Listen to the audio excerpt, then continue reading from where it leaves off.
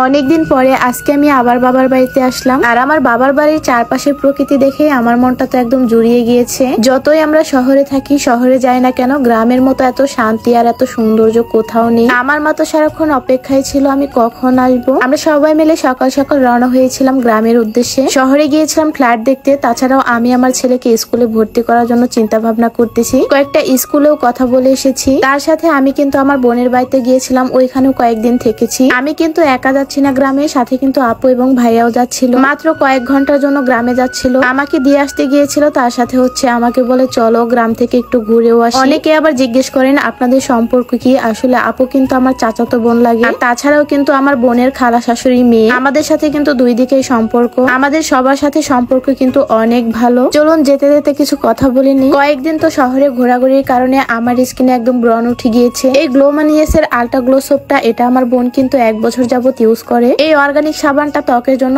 অনেক বেশি ভালো, তাই আমিও নিয়ে নিলাম। এই সাবানটার প্যাকেটিং দেখলেই বুঝতে পারবেন সাবানটা কত ভালো। আমি আমার বোনেরটা ইউজ করে বুঝতে পেরেছি ত্বকের জন্য এটা অনেক ভালো। আর আমার মুখেও 2-1টা ব্রণ ওঠে, ওইগুলো 2-1বার ইউজ করলেই চলে যায়। তাই আমিও নতুন করে এই সাবানটা নিলাম। এই সাবানটা রেগুলার ইউজ করলে স্কিন হবে ন্যাচারালি ফর্সা, তার সাথে ব্রণ, মেস্তা, ডার্ক সার্কেল এবং মুখে কালো দাগ ধীরে ধীরে কমে যাবে। তাছাড়াও স্কিনে কিন্তু অতিরিক্ত অয়েল রিমুভ করে, আবার ড্রাই স্কিনে স্মুথনেস বানায় এবং যাদের স্কিনে মেস্তা আছে মেস্তাও কিন্তু চলে যায়। কিছুদিন যাবত ঘোরাঘুরির ফলে আমার স্কিনে কয়েকটা ব্রণ উঠেছিল, তাছাড়াও কালো কালো দাগ হয়েছে স্কিনে। কিছুদিন ইউজ করলেই কিন্তু আপনারা এর রেজাল্ট বুঝতে পারবেন। এই গ্লোমানিয়াস এর অরিজিনাল সাবান আপনারা পেয়ে যাবেন গ্লোমানিয়াস পেজে। ক্যাপশনে আমি পেজ লিংকটা মেনশন করে দেবো, সাথে আমি এখানে হোয়াটসঅ্যাপ নাম্বারটা দিয়ে দিচ্ছি। এই গ্লোমানিয়াস এর আল্ট্রা গ্লো সোপ দিয়ে আমি আপনাদেরকে একটু মুখটা ধুয়ে দেখাচ্ছি। দিনে কিন্তু আমি 2 থেকে 3 বার এই সাবানটা ইউজ করি। আপনাদের স্কিনে যত ধরনের সমস্যা আছে এই সাবানটা ইউজ করলেই কিন্তু সমস্যাগুলো দূর হয়ে যাবে। সাবানটা দিয়ে মুখটা ধোয়ার পরে দেখেন স্কিনটা কেমন চকচক করছে।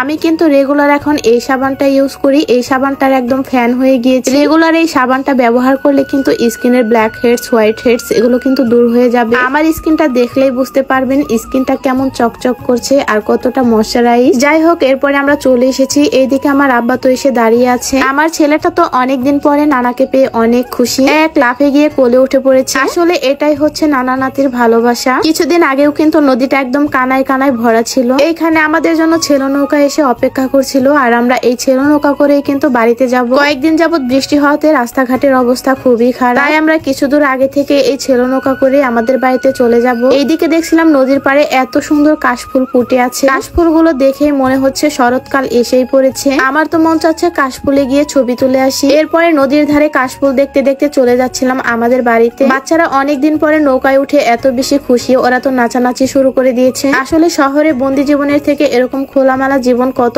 আনন্দের। দেখে চারপাশে এত সুন্দর ছিল প্রকৃতিটা, তাছাড়াও অনেক বেশি বাতাসও ছিল। আমি তো একদম নৌকার আগায় বসে বসে যাচ্ছিলাম, আর আমি নৌকায় উঠলেই তো হাত পা দোলাতে দোলাতে চলে যাই। আমার কাছে খুবই ভালো লাগে। একটু দূর যেতেই দেখি ওইখানে আমার ছোট বোন, আমার মা সবাই দাঁড়িয়ে আছে, আমাদের জন্য অপেক্ষা করছে। ওই যে দেখেন আমাদের গুড্ডু সোনা এবং আমার ছোট বোন আমাদের জন্য অপেক্ষা করছে। আর এই যে দেখেন নদী থেকে আমাদের বাড়িটা কত কাছে। মাঝে মাঝে মনে হয় আমাদের বাড়িটা হয়তো আর থাকবেই না, নদীতে ভেঙে যাবে। আমরা তো সবসময় ভয়ে থাকি কখন যেন বাড়িটা নদীতে ভেঙে যায়। যাই হোক, গল্প করতে করতে এই যে দেখেন আমার মা চলে এসেছে হাসতে হাসতে। মাত্র কয়েকদিনের জন্য শহরে চলে গিয়েছিলাম, তাই মনে হচ্ছে কতদিন যাবত বাবার বাড়িতে আসি না। আমার ছেলেটা তো কোলে থেকে নেমেই দৌড়, ওকে তো কোনোভাবে আটকে রাখা যাচ্ছে না, কারণ শহরে গিয়ে তো এরকম দৌড়াদৌড়ি করতে পারিনি। দেখেন নেমেই দৌড় দিয়েছে, এক দৌড়ে তো ওর নানু বাড়িতে চলে গিয়েছে। আসলে বাচ্চারা এরকম খোলামেলা পরিবেশ পেলে কিন্তু অনেক খুশি হয়ে যায়। আমাদের বাড়ির চারপাশে শুধু সবুজ আর সবুজ, তাছাড়াও বাড়ির সামনে সুন্দর একটা নদী, এজন্যই আমাদের বাড়িটা কিন্তু এত বেশি ভালো লাগে সবার কাছে। আমাদের এই গ্রামের ভিডিও দেখতে সবাই অনেক বেশি পছন্দ করে। অনেকে আবার বলেন আমাদের বাড়িটা নাকি একদম ছবির মতো।